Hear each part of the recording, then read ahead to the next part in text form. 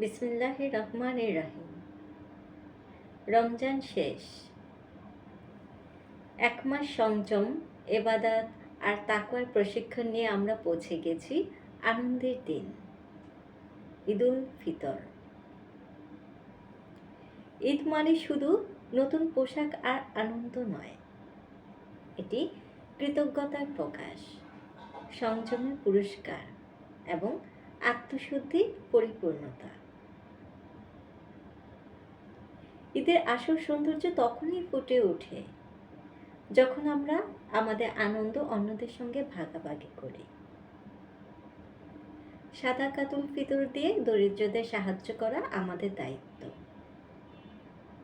কিন্তু প্রশ্ন হলো, রমজানে যে ইবাদত, সংযম ও দান সদকার অভ্যাস গড়ে তুলেছি, তা কি শুধু এক মাসের জন্য নাকি সারা জীবনের জন্য?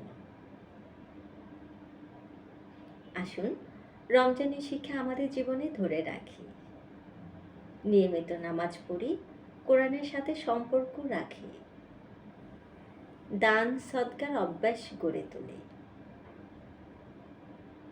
কারণ রাসূল সাল্লাল্লাহু আলাইহি ওয়াসাল্লাম বলেছেন, আল্লাহর কাছে সবচেয়ে প্রিয় আমল হলো সেটি যা নিয়মিত করা হয়, যদিও তা স্বল্প হয়। বুখারী।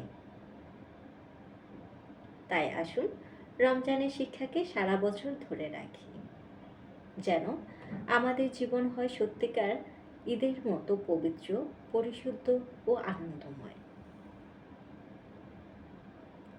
আপনি কিভাবে রমজানের শিক্ষা ধরে রাখতে চান? কমেন্ট করুন, ভিডিওটি শেয়ার করুন যেন অন্যরাও উপকৃত হয়।